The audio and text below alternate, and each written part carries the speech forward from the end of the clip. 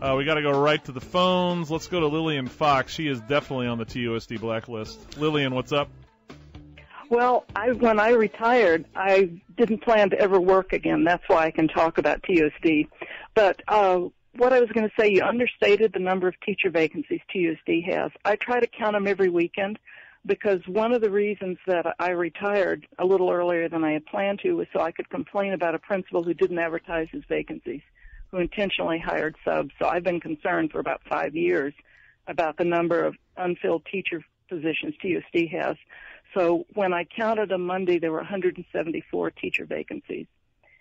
That's more than they had at the very beginning of the school year. 174? I've never counted that many during the school year before. If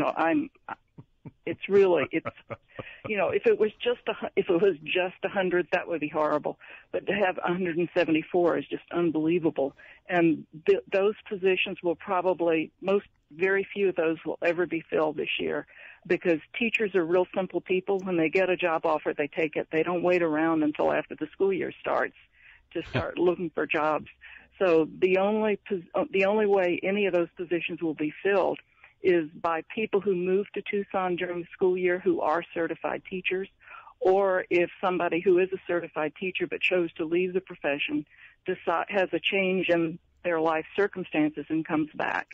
And then there'll be a small number of people who will become available in December because they'll complete their classwork first semester and then be looking for jobs second semester.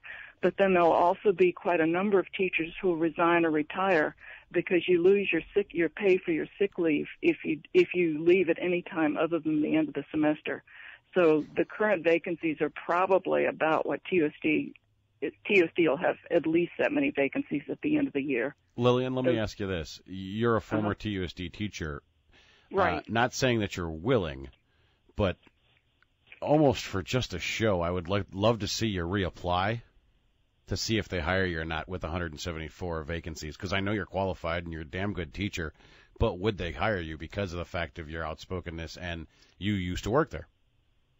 I don't have any idea, and I kind of don't want to do that.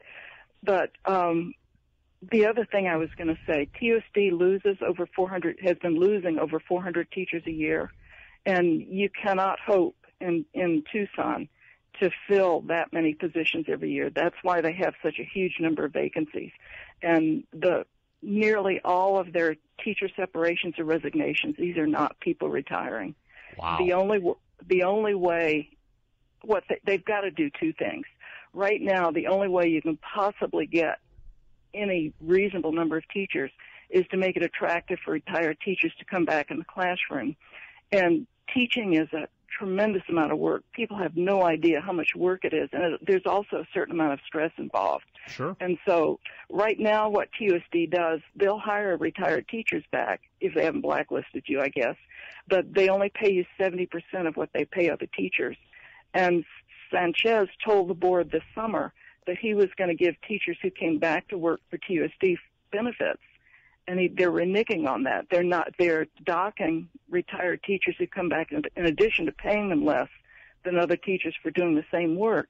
They're not giving them the benefits that Human Resources said they'd have. So what we're saying is if you're a retired teacher and maybe you want to come back, you're coming back to 70% of your of the pay of a regular teacher. They're reneging you on your benefits, and at the same time, you might be going to a school where some kid might punch you in the face by in the third weekend. Is this what we're talking about?